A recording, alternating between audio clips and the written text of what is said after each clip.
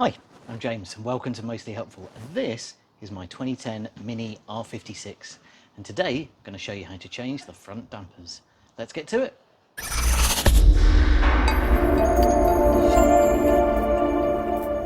So just before we start, let's talk about why I need to do that. I've already replaced one here. I've gone for this new Sachs unit, and what had happened is that I'd put this car in for an MOT, that's the UK roadworthiness test, and it had failed on a leaking damper. It's just over here. Here's the new one that's going in on this other side, and this is the old one. It's absolutely shot. And what you can see is there is no damping effect whatsoever. Literally all of that oil has leaked out. And if that wasn't bad enough, what you can see here is that it's turned one of the wheels gold. This is the wheel that was with that damper over there, and as you can see, all of this here is just the horrible oil that's come out of that damper. This one here has just got brake dust on, so this side isn't as bad, but this is an original damper. This car is 12 years old, and this damper has done 95,000 miles. It is definitely due a change, and I have to change that other one anyway. So let's get to it. I'm going to show you the tools that you'll need to do this job. This job is really tools intensive, I found. So let's start off with ratchets. We're going to need 1/2 inch and 3/8 drive ratchets. And then we're going to need 18mm, 16mm and 13mm sockets with extensions. We're going to need a 17mm spanner, some breaker bars, a hammer and a piece of wood, a 6mm Allen key and some torque wrenches. And let's not forget safety. We need some safety glasses, and we need some gloves. Underneath the car, we've got the main damper body here, and it's secured into a housing here, which is an interference fit, and it's all clamped together using one fairly significant pinch bolt. That bolt is done up at the factory to 80 Newton meters, so it needs a reasonable go with the breaker bar. 18mm on both ends. They say that you should obviously apply the torque to the bolt, not the nuts, because the nut is flared. There we go.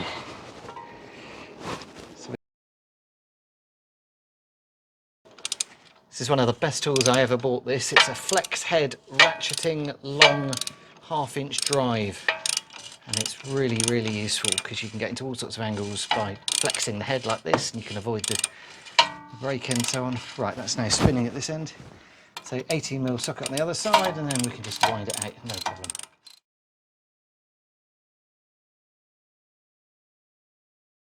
Before I remove that, and there is a risk that this will drop down, I also want to remove my brake line from the damper housing, which is just a case of pulling it off like this.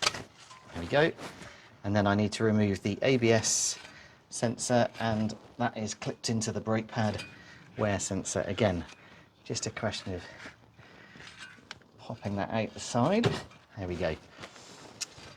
Now my car has xenon headlights, and round the back here is a xenon headlight level sensor, and you need to be careful if you've got xenons not to let the suspension drop, because that will break. So this silver object down here is the mounting bracket, mounting post that links the sensor to the suspension arm, so that when your suspension moves, your xenons move around with it. If your car doesn't have xenons, you won't have this, and you don't need to remove it.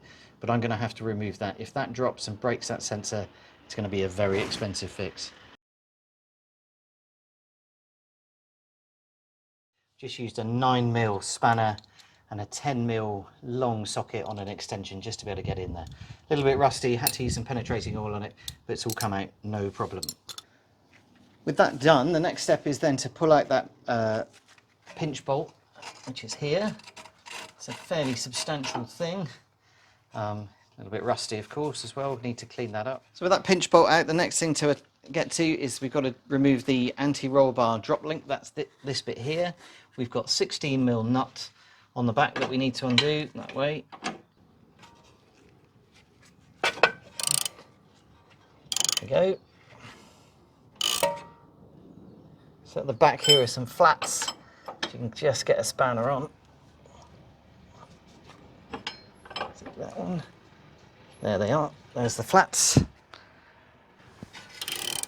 And then it's just a case of extracting that. And then exactly the same up at the top here.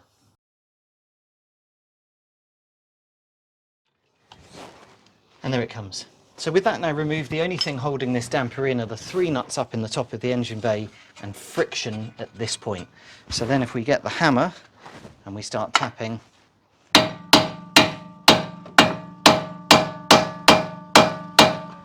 see it starting to slide out here. You can see the cleaner paintwork is being shown as this is dropping down. So I need to just keep chipping away at that, and then that will come out.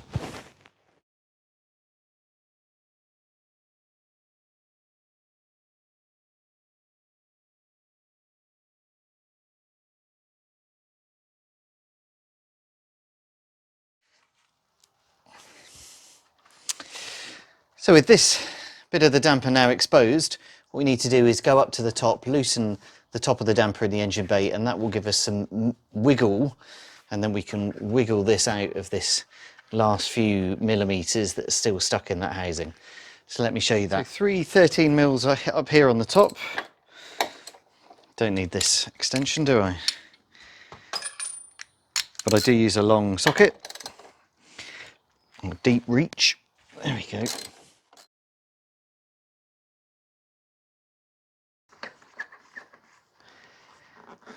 So now with those 3 nuts removed, that is then free to go. I just gave that a quick extra tap off camera. Had to put those nuts back in at the top just to get things so that they didn't move around. And as you can see now, the damper's very, very close to coming out. So then what you do is just manipulate it. And then there is a position where it lets go. Like that, there we go. So then just make sure you clear your ABS cables, and then out comes your damper and spring and top mount all as one. So that's now ready to go on the bench and get disassembled for replacement of the damper. While we're doing that job though, it's just something I just want to be sure is just want to keep that as upright as I can. I've got my jack here, going to need this later anyway. There you go, just resting on the jack. I'm not touching the face, so not interfering with the braking surface, but that's just keeping that nice and propped up and not putting any additional strain on the drive shaft.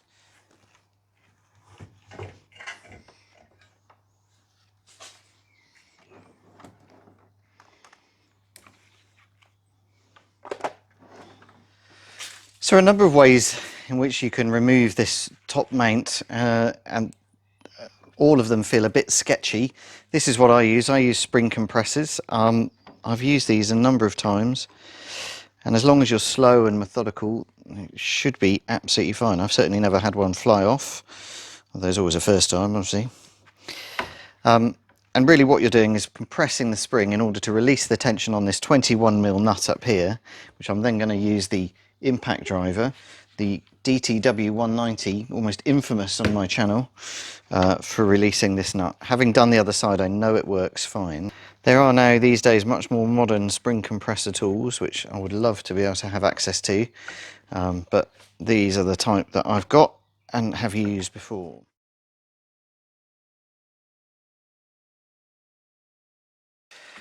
So, with plenty of tension taken out of that, I've then just put a 21mm socket on this impact wrench, and I'll just bang that nut out. I know this isn't an impact socket, it's just a regular 21mm socket. I don't have a 21mm impact socket, so it's the best we can do, but let's see how we get on. And there we go. Now I know I've moaned about this in the past because it doesn't do lug nuts or wheel nuts, but it does that job brilliantly every single time. And there we go, there's our top hat off, or top mount off. It's obviously pretty filthy under there. And then it's just then a case of removing these parts, making sure that we don't get the order that they've come off mixed up. We get a new 21mm nut with the new damper, so we won't need to use that one. And then just remove these springs like this. Actually, what I will do is take the tension out of them because I don't want any dramas like that, but just leave the spring compressors in situ. Here comes the bump stop. Here we go, and the protective boot. Then that comes off. And then what we're left with here, this is our old damper unit. This actually is providing a little bit of resistance that the other one wasn't, but it's still not, it's clearly not very good. I shouldn't really be able to compress that with just relatively light pressure from my hand. Under normal circumstances, I'd have gone and bought new items here of these and new top mounts, but as I mentioned in the video, earlier in the video, this has just failed the MOT and I need it back on the road sooner rather than later. And these are just, for whatever reason, not in stock at the moment. It seems in the UK, so I'm going to have to reuse them. Also, this one, don't forget there's a nice rubber mounting pad right on the bottom of the damper. And again, we need to, going to have to reuse that one. So I'll give that a clean up and then mount it up on this, on the new damper from Sachs.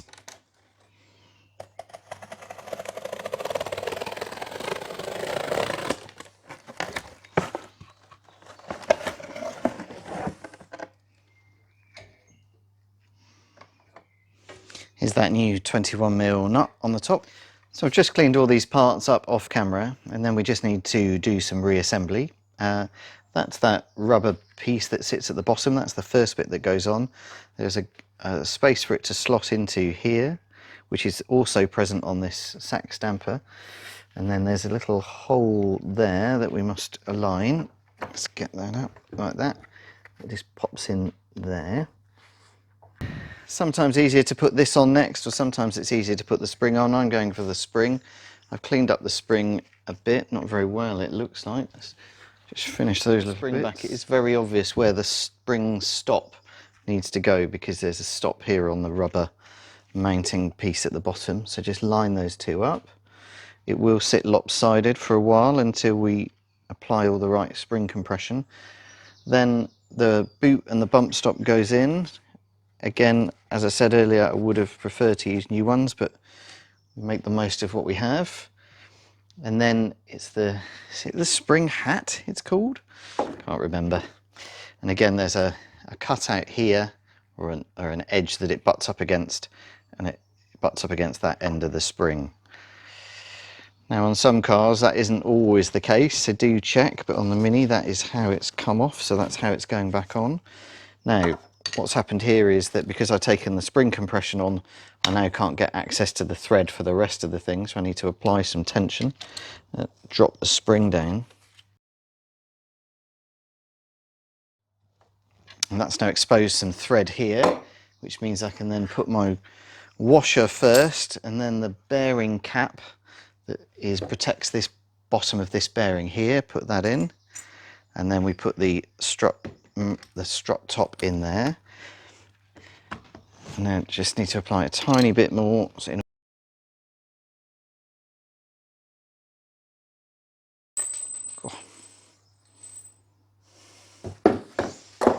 And that is why you shouldn't use these kind of spring compressors. Dear, dear, dear. Still, we caught that on video, didn't we? There's a lesson for us all. So let's try again, and I've rescued this washer that pinged off underneath the car. Right, so washer on first. User error that, by the way. I hadn't evened up the compressors either side correctly. So definitely something to be aware of. Then there's that bearing hat that I was talking about before everything happened. And then the top mount goes on like that.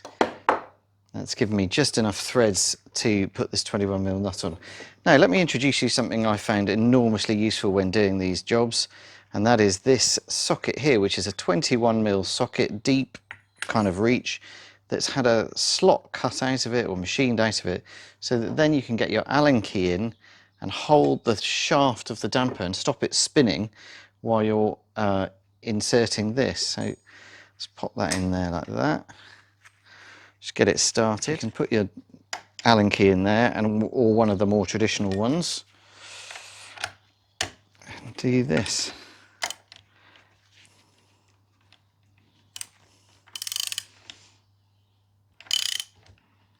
Obviously it takes a bit of time, but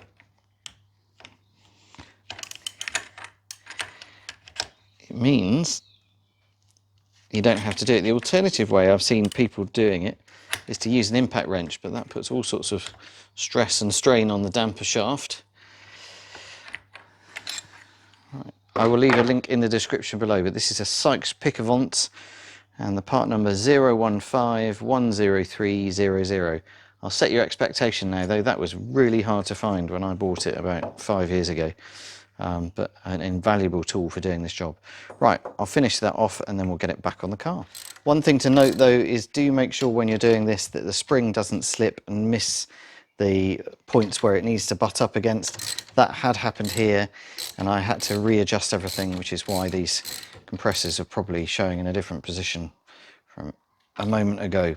So make sure your springs are hitting those bump stop things correctly before you tighten everything. And there we go, one complete assembly now ready to go into the car. Let's do it. So I've just taken the wheel off that jack and moved this so it's now free to move again. And with the now assembled damper unit, it's just a case of getting it back in the car. So here it is. Now I found the way to do it is to sort of get it broadly inserted into the top and then try and find the mounting holes up there and then push in here. It's always a little bit fiddly, as these things always are.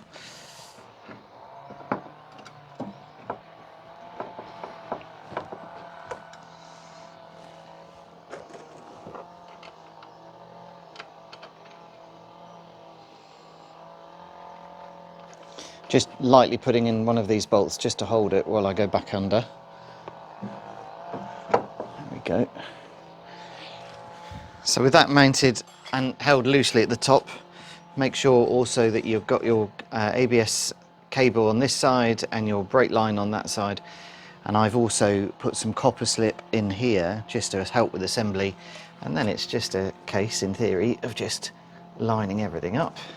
A metal bit on the back of the damper here, which we need to line up. Let me see if I can do that better. This bit here, which we need to line up with the slot in the back of this pinch bolt space.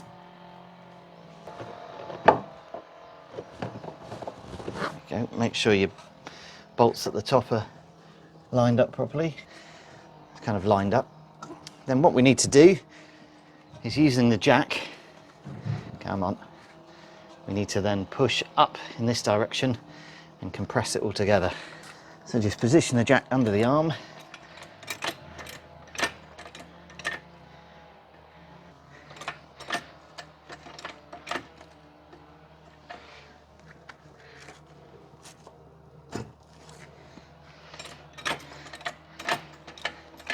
And then once you've got the tab in to those the little cutout at the back, then you should be able to go right the way in like this.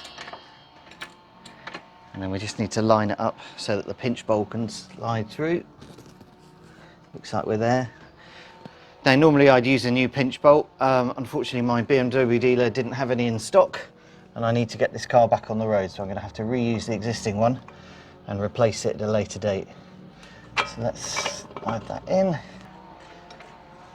It's really noisy here today. A lot of gardening going on by the sounds of it.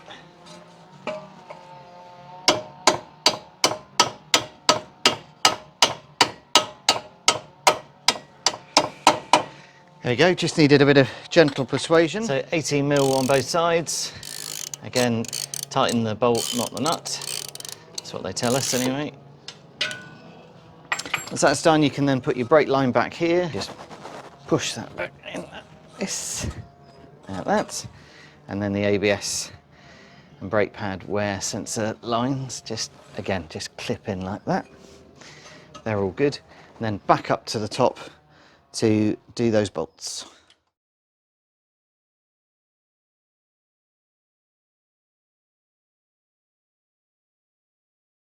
Those bolts done, we'll then use a torque wrench and we're going to do these up to 34 Newton meters.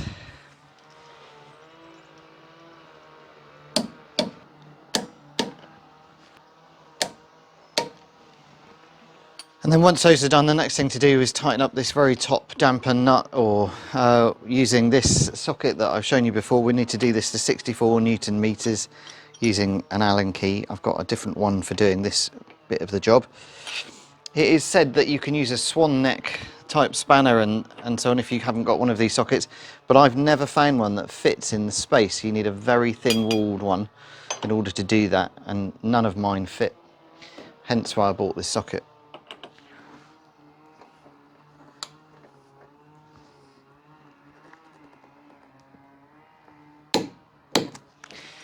There we go, 65 Newton meters. And finally at the top we just need to put the cap back on. That just slots back in there like that. And that's everything done on the top side. Then back under the car, in my case, remember I've got Xenons and I've got this Xenon level sensor to reconnect, so that is just coming up here.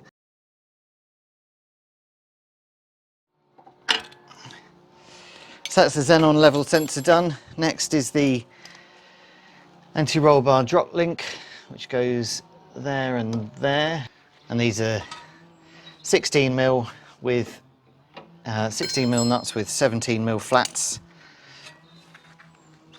So.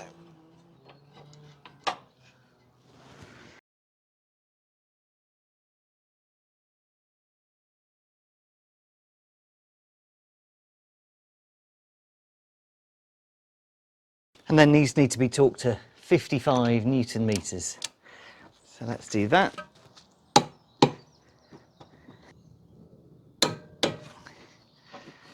And they're done. Last one to do then is this pinch bolt. That's back here.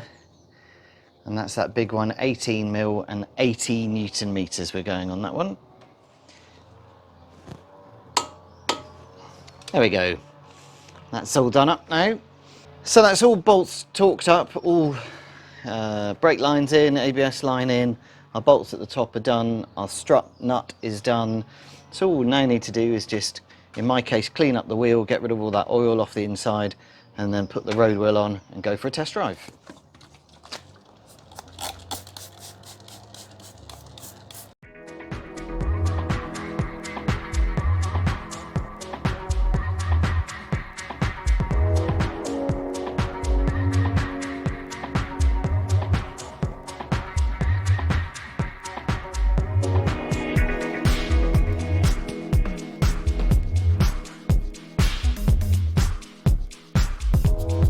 Having cleaned that wheel up, there's now just one final thing to do, and that's because we've been working in this area and we've got things dirty. You'll see this disc has picked up some muck, so I'm just going to use some completely ordinary brake cleaner and give that a quick wipe over, just to make sure there's nothing contaminating the disc for when we get back out on the road.